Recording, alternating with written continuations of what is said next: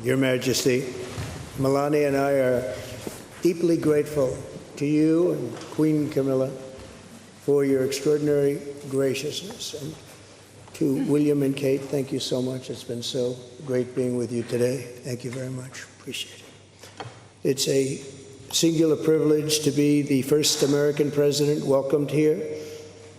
And if you think about it, it's a lot of presidents, and this was the second state visit, and that's the first, and maybe that's going to be the last time. I hope it is, actually.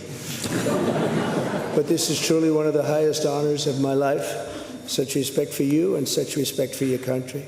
For many decades, His Majesty the King has epitomized the fortitude, nobility, and the spirit of the British monarchy and the British people. He's dedicated himself to preserving the glory and unique character of this kingdom, restoring life to the rivers and streams, supporting the works of its artists and composers, planting trees and gardens in its countryside. And I just visited one of the most beautiful I've ever seen that you just completed, and protecting the architectural integrity of cities, villages, and towns. He has uplifted the poor, cared for rural farmers, and tended to wounded veterans like nobody else. I'll tell you that I just stood in line and shook about 150 hands, and the King knew every single person and every single company, and some of them had bad names like XYZ-Q3, and he knew every one of them, or at least I think he did, because nobody was complaining.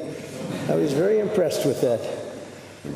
But I just want to say that His Majesty has also raised a remarkable son in His Royal Highness Prince of Wales. Really amazing. We've gotten to know you, and I think you're going to have an unbelievable success in future. Melania and I are delighted to visit again with Prince William and to see Her Royal Highness Princess Catherine, so radiant and so healthy, so beautiful. It's really a great honor. Thank you. Many years ago, His Majesty opened his archives to a biographer. Among the documents was a letter from 1993 in which he described the patriotism and guided his many projects. He wrote that he was, quote, entirely motivated by a desperate desire to put the great back into Great Britain. In the finest tradition of British sovereigns, he has given his whole heart, everything he's got, to those parts of Britain that are beyond the realm of mere legislation. It's not easy, but which define its essence and its virtue, its harmony, and its soul.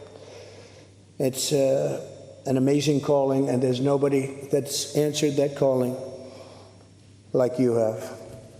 A fifth of all of humanity speaks, writes, thinks, and prays in the language born on these isles and perfected in the pages of Shakespeare and Dickens and Tolkien, and Lewis, Orwell, and Kipling. Incredible people, unbelievable people like we have rarely seen before, probably won't see again. The lion-hearted people of this kingdom defeated Napoleon, unleashed the Industrial Revolution, destroyed slavery, and defended civilization in the darkest days of fascism and communism. The British gave the world the Magna Carta, the modern parliament, and Francis Bacon's scientific method. They gave us the works of Locke, and Hobbes, Smith, and Burke, Newton, and Blackstone. The legal, intellectual, cultural, and political traditions of this kingdom have been among the highest achievements of mankind. There's really never been anything like it. The British Empire laid the foundations of law, liberty, free speech, and individual rights virtually everywhere the Union Jack has ever flown, including a place called America. You know that place very well, don't you? His Majesty spoke eloquently about the bond which inspired Sir Winston Churchill, and the bust is in the Oval Office right now, the beautiful bust of Winston Churchill, to coin the phrase special relationship. But seen from American eyes, the word special does not begin to do it justice. We're joined by history and fate, and by love and language, and by transcendent ties of culture, tradition, ancestry, and destiny. We're like two notes in one chord, or two verses of the same poem, each beautiful on its own, but really meant to be played together.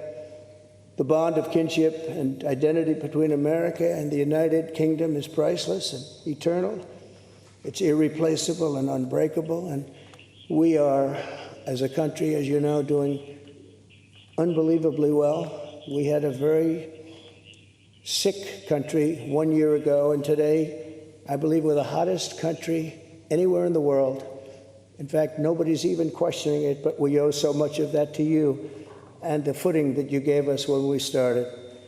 Together, we've done more good for humanity than any two countries in all of history.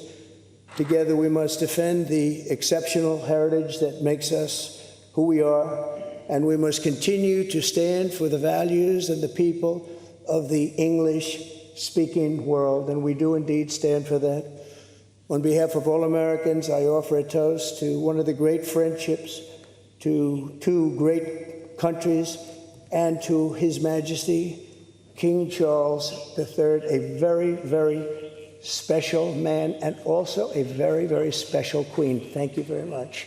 Thank you. Thank you very much. It's a great honor to be with you. Hey, it's Will Cain. Click here to subscribe to the Fox News channel on YouTube. It's the best way to get our latest interviews and highlights. And click to subscribe to the Will Cain podcast for full episodes right now.